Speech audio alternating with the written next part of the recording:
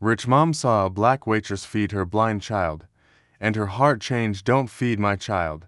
The voice exploded through the restaurant like a lightning bolt shattering a quiet night. Glasses clinked. Forks froze midair. Conversations died in shock. At the center of the room, a woman in an expensive white blazer, Mrs. Harrington, a mother known for her pride and polished perfection, rushed toward the booth where her son sat with his hands gently searching the table. He was only 8. Beautiful brown hair, soft face, and eyes that didn't move, eyes that never saw anything. Evan was blind from birth, and the woman kneeling beside him, holding a spoon near his lips with the gentlest patience the world could offer, was not a nanny, not a relative, not a friend. She was a waitress, a black woman in a simple dark apron, curly hair tied back, tired eyes filled with a warmth no training could teach. Her name tag read Maya. She didn't flinch at the scream. She didn't defend herself. Instead, she froze, spoon still hovering near Evan's trembling mouth, like someone who had learned long ago that people with power shout first and listen never. Mrs. Harrington stormed closer, eyes blazing. What do you think you're doing? She hissed. Don't touch him. Don't feed him. Don't. Evan's small voice interrupted, soft but panicked. Mom, she was just helping me. I couldn't find my food. His hands moved blindly, searching the table again. His fingers hit the cold edge of his plate, then slipped, knocking the fork off. A soft clink hit the floor. Mrs. Harrington pressed her lips together, her anger shifting into embarrassment. People were watching, a rich woman yelling at a waitress who bent down only to help a child who couldn't see. Maya slowly lowered the spoon, her voice barely above a whisper. He said he was hungry, she murmured. He couldn't find the bite. I was right here, so I helped him. Mrs. Harrington scoffed. You think you can take care of my son better than I can? Silence fell so heavy that even the lights felt dimmer. Evan's shoulders curled inward, his face tightening with the pain only a child with too many limits understands. And then Maya said something no one expected, her voice still gentle, still respectful, but carrying a truth sharp enough to cut through the entire room. I didn't feed him because you weren't doing your job. Gasps rippled through the restaurant. Mrs. Harrington staggered back like she'd been slapped. Evan's head lifted in Maya's direction, stunned, and every person watching leaned in closer. But before anyone could speak, the restaurant manager rushed over, fear in his eyes. Maya, he whispered urgently, you need to come with me. Now. The entire room felt the shift. Something was about to happen. Something big. Something that would expose far more than a single act of kindness. The manager's hand hovered nervously beside Maya's elbow, not touching her, just trembling with the fear of someone caught between doing what's right and doing what keeps the restaurant quiet. Maya lifted her eyes toward him, eyes that had seen too many moments like this, eyes that carried tired storms silently, and she smiled a sad, knowing smile, the kind people give when they already know they're the ones who'll get blamed. Evan turned his head sharply, panic rising. Where are you taking her? He asked, his hands searching the air for someone to guide him. Mrs. Harrington stepped forward, her guilt now hiding behind anger as she cleared her throat. No. Where? Honey. She overstepped. She shouldn't be feeding, but her voice cracked. Even she knew it sounded wrong. The manager spoke quickly, almost whispering. Ma'am, your complaint is serious. We just need to talk to her. Maya inhaled slowly, her shoulders straightening even though her spirit bent under the weight. It's okay, she murmured. I'm used to this. That sentence, simple and soft, made several customers look away in shame because they understood exactly what she meant. Evan reached out blindly, desperately. Maya, don't go. Please, she didn't do anything wrong. I needed help. His voice broke, and something inside Maya cracked with it. She stepped toward him, kneeling beside him again so his small searching hand could find hers. He gripped her fingers tightly, clinging to her like she was the only solid thing in a world he couldn't see. Maya smiled through the ache. I'm not going far, sweetheart. I promise. But Mrs. Harrington couldn't stand seeing her son lean toward this woman, this waitress, with more trust in 1 minute than he had shown her all day. Her voice came out tight, brittle, defensive. You don't know her. She's a stranger. Evan's chin trembled. She's the only one who helped me. The words struck the table, the floor. The mother's heart, hard enough to leave cracks, but before anyone could breathe again, Maya stood, wiped her palms on her apron, and whispered to the manager, "If kindness is a crime here, then go ahead." The manager led Maya toward the back hallway, and every step she took felt heavier than the one before, not because she feared losing her job, but because she could still hear Evan's trembling voice behind her calling, "Maya, Maya, please don't go." His words clung to her like tiny hands refusing to let her fall.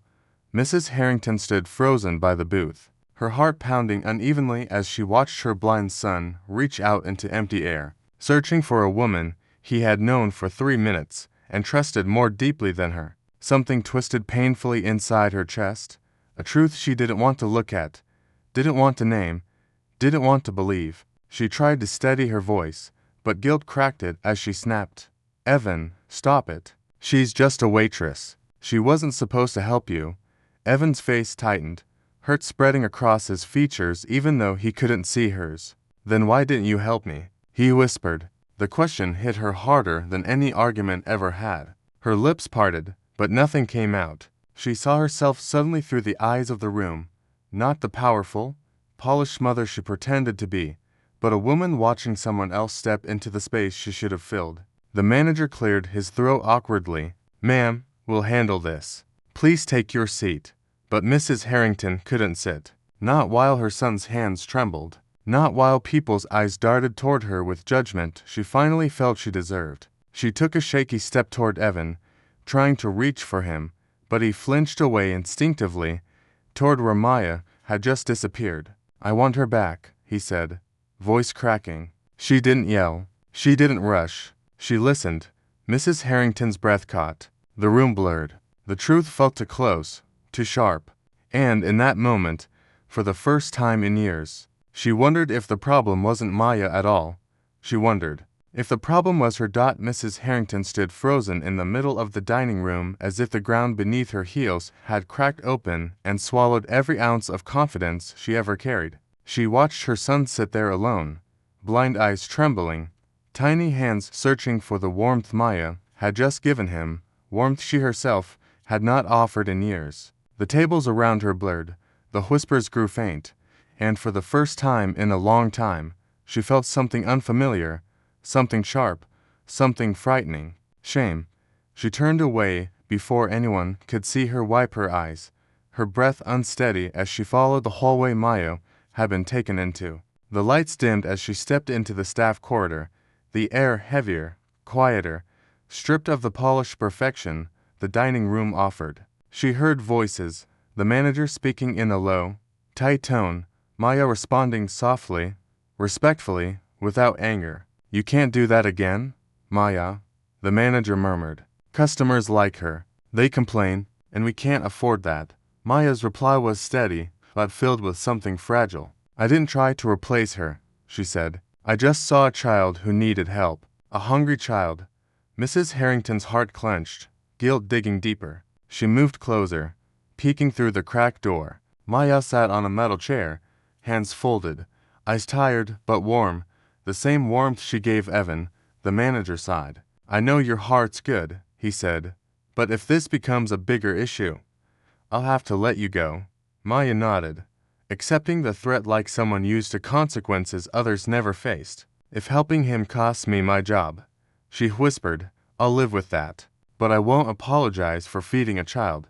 Those words hit Mrs. Harrington so hard she pressed her hand against the wall to steady herself. She had money, staff, resources, every privilege a mother could dream of, but she didn't have what Maya had just shown her son: gentle patience, soothing presence, love in action. Mrs. Harrington realized with a painful jolt. Maya didn't take her place. She filled the space she left empty. Mrs. Harrington leaned her forehead against the cool wall outside the staff room, her breath uneven as Maya's quiet voice wrapped around her like truth she had never asked for, but desperately needed. Each word cut deeper than the last. "I won't apologize for feeding a child."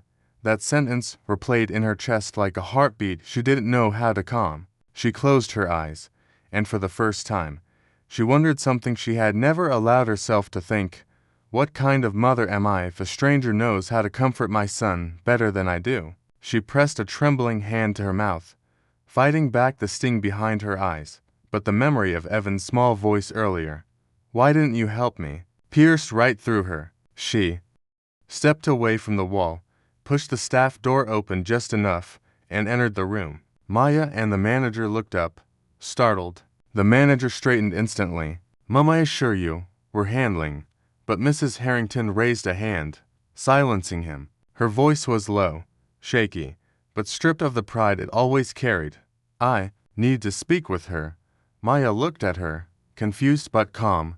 Mrs. Harrington swallowed hard, words burning on her tongue. "I wasn't angry because you fed him," she whispered. "I was angry because you did something I should have done."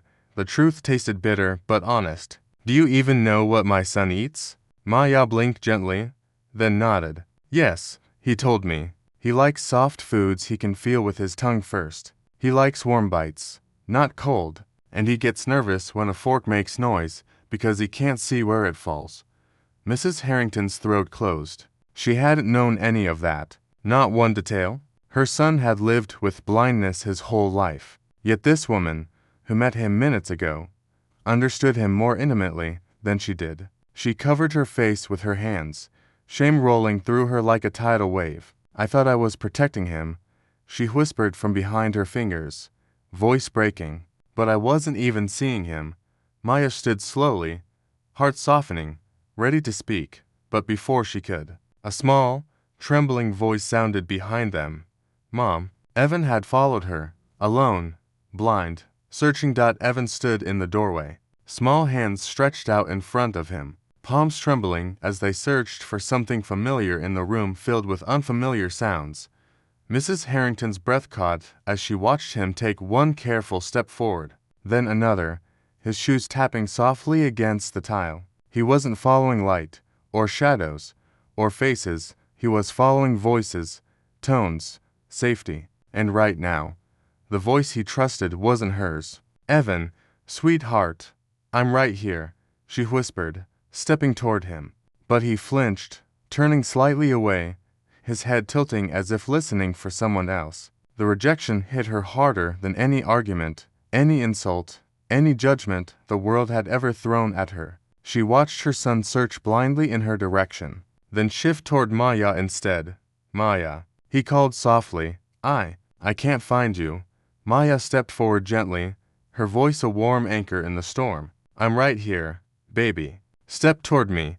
Evan's tense shoulders eased at the sound, and he moved toward her with a trust so pure it made the room feel unbearably small. Mrs. Harrington pressed a trembling hand to her heart as she watched her son naturally drift into Maya's arms, his tiny fingers curling into her apron like he'd known her forever. "I didn't follow her," Evan whispered, almost apologetically, sensing his mother's presence. "I followed the voice that helped me." The sentence didn't just land, it detonated. Mrs. Harrington staggered back a step, the truth hitting her square in the chest. Maya didn't steal her child. She didn't replace her. She didn't manipulate him. She simply showed him kindness where he needed it most. The manager looked away, trying to hide the emotion building in his eyes. Maya held Evan gently, rubbing his back, and when she finally lifted her gaze toward Mrs. Harrington, she didn't look proud or victorious. She looked sad. Sad that a child had to choose comfort from someone who wasn't his mother. Sad that a mother was learning love from a stranger. Sad that something so simple, feeding a hungry child, had broken open a truth so painful. Mrs. Harrington whispered, voice cracking wide open, "I don't deserve him." Maya shook her head softly. "You do. You just have to learn how to see him." The room felt too small for all the truths floating inside it.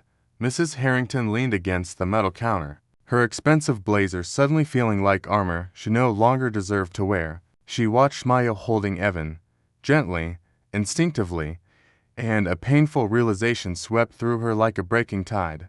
Her son wasn't choosing the woman he loved more. He was choosing the woman who loved him right. That truth burned. It burned deeper than embarrassment, deeper than pride. It burned in the place where motherhood was supposed to live. She swallowed hard, her voice trembling. How? How did you know how to help him? Her question was honest, stripped of ego. Maya looked down at Evan, brushing a curl from his forehead. Because my little brother was blind, she whispered. I raised him after our mama passed. The room went silent. Even the humming of the refrigerator softened, as if honoring the weight of her confession. He got scared when he couldn't find his plate. Maya continued, her voice thickening. And he hated when utensils made noise. Sometimes he wouldn't eat at all unless someone sat close, spoke gently, and told him they were right there. Mrs. Harrington's eyes filled instantly. I didn't know he struggled like that. Maya nodded gently. You didn't know because you've been trying to protect him, not understand him. The sentence hit with the softness of a feather, but the force of a truth she could no longer run from. Evan lifted his head toward his mother's shaking voice. Mom, why are you crying? She stepped closer, her heels slow, uncertain, the air trembling around her like she was walking into her own confession. Because, she whispered, I've been here, but not really here. She kneeled, something she hadn't done in years, lowering herself until her expensive clothes brushed the same tile his apron touched. Evan, she said softly, I want to learn. I want to know what you need. I want to do better. Evan hesitated, torn between confusion and hope. His tiny hands reached out blindly, searching.